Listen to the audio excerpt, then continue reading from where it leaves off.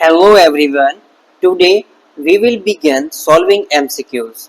Starting from the basics, MCQs are not only for testing knowledge but also for strengthening our concepts and improving recall. In these sessions, I will read each questions, explain all the options step by step, and then discuss why the correct answer is correct and why the others are not. We will start with very simple questions to build confidence and gradually move towards higher level ones. The first question is hinge bodies are best visualized using option A right stain, option B gym size stain, option C supravital stain and the option D Leishman stain. Hinge bodies क्या होती हैं? Hinge bodies होता क्या है, RBC में अपना H be present होता है. ठीक है, जब ये एच बी डिनेच्योर हो जाता है, जब ये एच बी डिनेच्योर हो जाएगा तो इसके इंक्लूजन्स बन जाते हैं. क्या बन जाते हैं? इंक्लूजन्स बन जाते हैं. इन्हीं को ही हम बोलते हैं आफ्टर इंक्लूजन्स, इन्हीं को ही हम बोलते हैं हिंज बॉडीज. Hinge bodies. अब ये हिंज बॉडीज जो हम रूटीन स्टेन लैब में यूज करते हैं, उनसे ये कभी भी स्टेन नहीं होती. अब हिंज बॉडीज को स्टेन करने के लिए अपने पास कुछ स्पेशल स्टेन होती है. कुछ स्पेशल स्टेन का हम यूज करते हैं. ये स्पेशल स्टेन कंटेन करती है क्रिस्टल वायलेट या फिर ब्रिलियंट क्रिस्टल ब्लू. तो ये स्टेन, स्पेशल स्टेन, ये दो स्टेन कंटेन करती है. अब हमारे ऑप्शन में दिया हुआ है राइट स्टेन जो कि एक रूटीन स्टेन है. जिम्सा स्टेन भी एक रूटीन स्टेन के अंदर आता है जो कि WBC की मॉर्फोलॉजी के लिए यूज किया जाता है. सुप्रावाइटल स्टेन ही स्पेशल स्टेन है जो कंटेन करती है crystal violet, brilliant crystal blue. और लीशमैन स्टेन तो आप सभी जानते हैं जो कि GBP और TLC और DLC के लिए अपन लैब में यूज करते हैं. तो इसका जो सही ऑप्शन रहेगा वो रहेगा option C supravital stain, special stain जो कि अपने आप में है. Second question is Which test is used for intrinsic pathway assessment in coagulation? जब हम coagulation कैस्केड पढ़ते हैं तो उसमें हम देखते हैं कि दो पाथवे से एक कॉमन पाथवे बन रहा है. कॉमन पाथवे कितने पाथवे से? दो पाथवे से. First intrinsic pathway, second extrinsic pathway. अब इन पाथवे में साथ साथ कुछ क्लोटिंग फैक्टर होते हैं, कुछ इसमें इन्वॉल्व होते हैं, कुछ इसमें इन्वॉल्व होते हैं. कॉमन पाथवे में भी इन्वॉल्व होते हैं और कॉमन पाथवे से आगे प्रोसीड होकर ये बना लेता है फिब्रिन क्लॉट. क्या बना लेता है? Fibrin clot. फिब्रिन क्लॉट के एंड पे यहाँ पे कोगुलेशन कैस्केड अपना कंप्लीट हो जाता है, क्लॉट का फॉर्मेशन हो जाता है. अब इस क्वेश्चन में पूछा यह गया है कि इंट्रिंसिक पाथवे को कौन सा टेस्ट असेसमेंट करता है. ठीक है, अब अगर हम देखें एक्सट्रिंसिक पाथवे की बात करें तो इसको असेसमेंट करता है, इसको पता लगाता है PT टेस्ट, प्रोथ्रोम्बिन टाइम. और अगर इंट्रिंसिक पाथवे की बात करें इसको लगाता है APTT, activated partial thromboplastin time. तो यहाँ पे इंट्रिंसिक पाथवे का दे रखा है. ऑप्शन ए में दिया हुआ है PT, ऑप्शन बी में APTT, ऑप्शन सी में TT एंड ऑप्शन डी में BT. प्लेटलेट फंक्शन को बताता है. ठीक है, और APTT एक्सट्रिंसिक पाथवे को बता रहा है और APTT जो है ये इंट्रिंसिक पाथवे को बता रहा है. कौन से पाथवे को? इंट्रिंसिक पाथवे को. तो इसमें इंट्रिंसिक पाथवे का पूछा गया है, तो ऑप्शन बी इसका सही आंसर रहेगा। Next question is which WBC is characteristically increase in parasitic infection. जब हम ब्लड कंपोनेंट्स पढ़ते हैं तो उसमें पढ़ते हैं जो WBC अपने होते हैं वो 5 टाइप्स के होते हैं। कितने? 5 टाइप्स। कौन कौन से? First is monocyte, second is lymphocyte, third is neutrophil,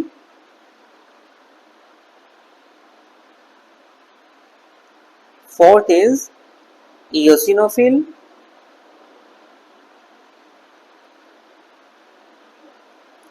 and the fifth is basophil। Monocyte increase करता है क्रोनिक इन्फेक्शन में लाइक टीबी, और लिम्फोसाइट इंक्रीज करता है वायरल इन्फेक्शन, और न्यूट्रोफिल इंक्रीज करता है बैक्टीरियल इन्फेक्शन, और इओसिनोफिल इंक्रीज होता है एलर्जिक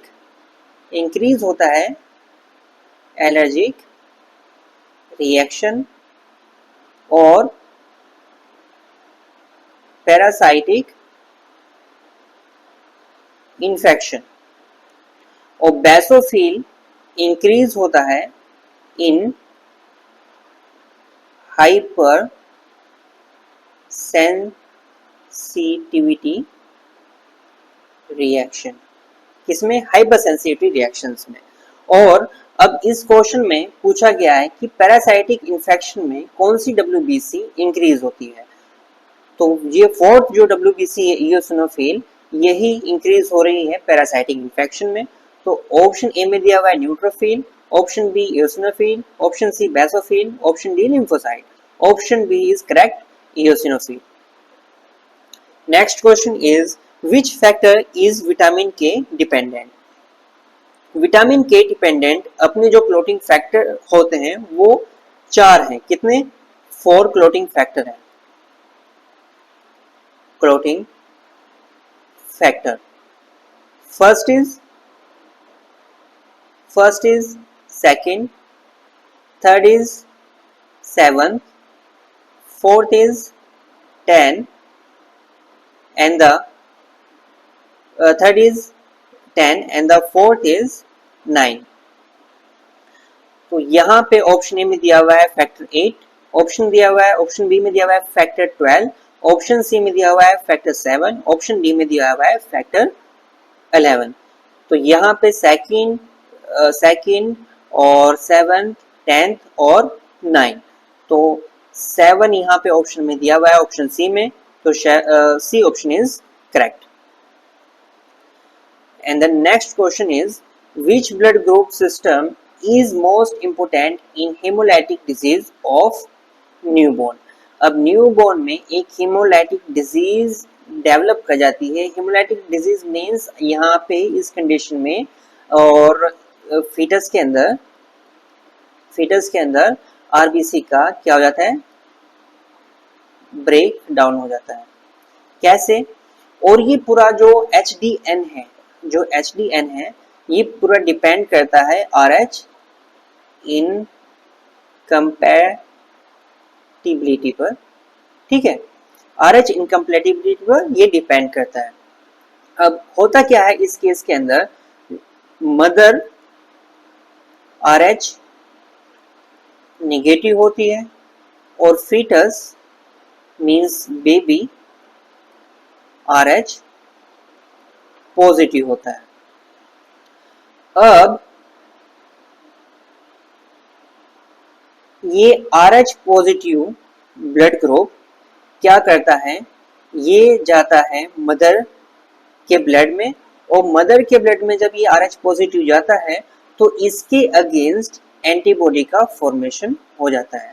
और ये फिर एंटीबॉडी प्लेसेंटा के थ्रू क्रॉस करके फीटस में जाती है और फीटस में जाने के बाद इस आरबीसी के अगेंस्ट, क्योंकि आरएच फैक्टर किस पे प्रेजेंट होता है, आरबीसी पे प्रेजेंट होता है, आरबीसी पे प्रेजेंट होता है।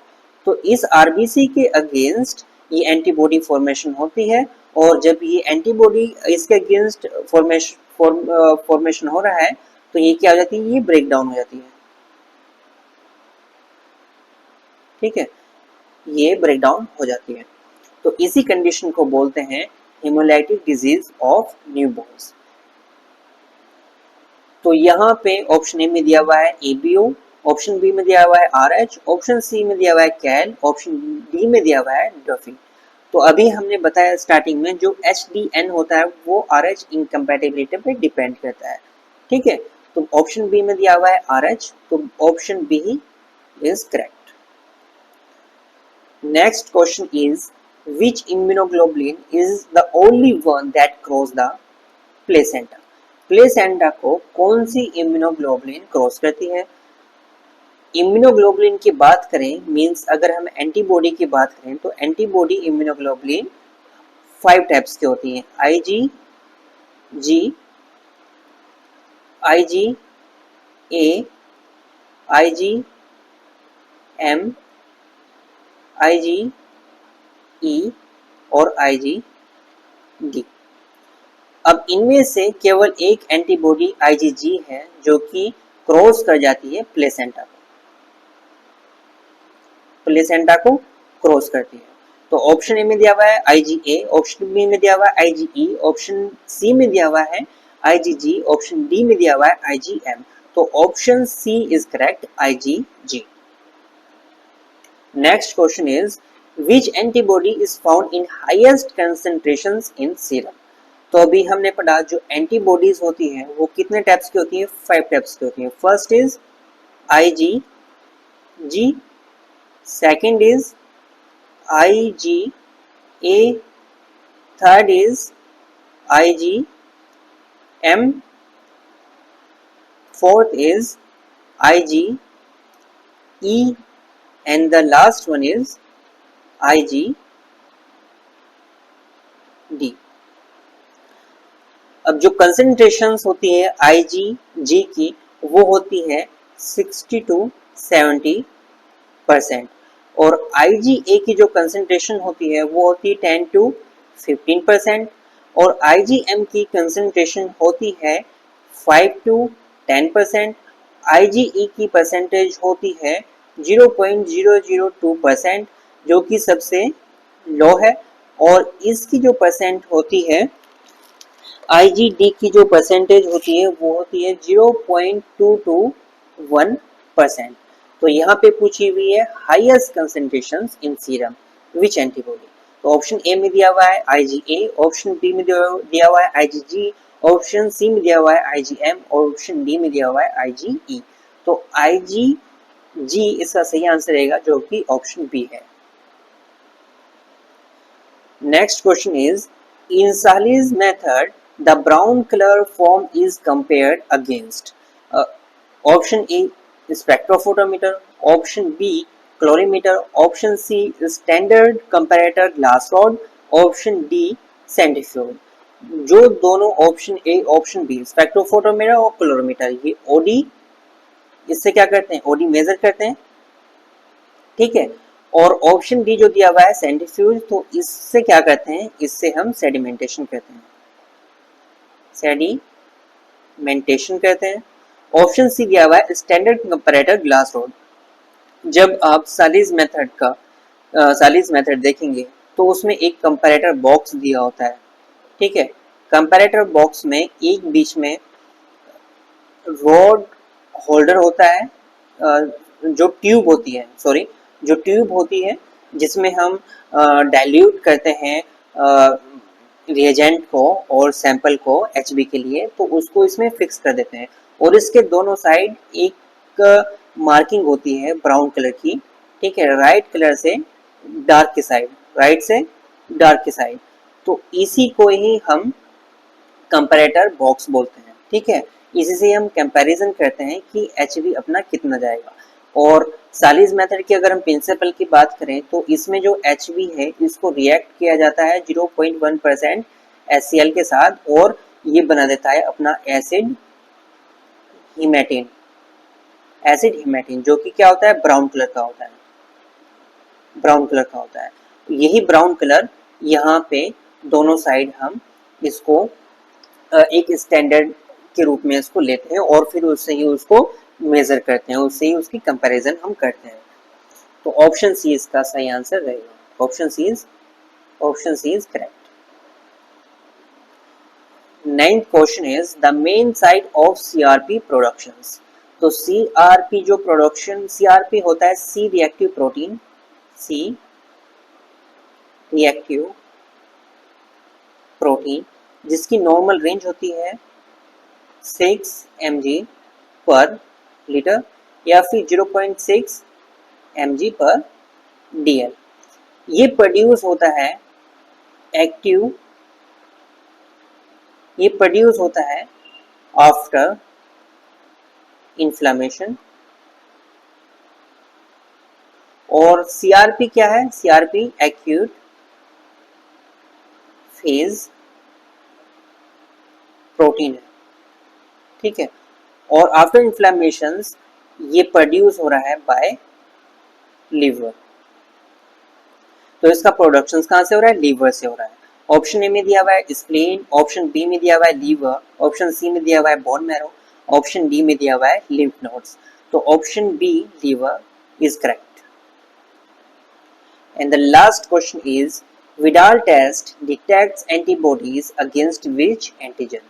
तो जब हम विडाल टेस्ट परफॉर्म कर रहे होते हैं उसमें हम 4 एंटीजन यूज करते हैं, TO, TH, AH and BH। अब हमें पता है कि जो विडाल टेस्ट है वो परफॉर्म कर रहे होते हैं किसको डिटेक्ट करने के लिए, साल्मोनेला को, साल्मोनेला। और साल्मोनेला की भी 2 स्पीशीज होती हैं, टाइफी एंड पैराटाइफी। अब ये जो 4 हैं ये चारों क्या है, ये एंटीजन है, ठीक है, जो कि साल्मोनेला को डिटेक्ट करते हैं, जिसमें से TO और TH साल्मोनेला टाइफी और AH और BH साल्मोनेला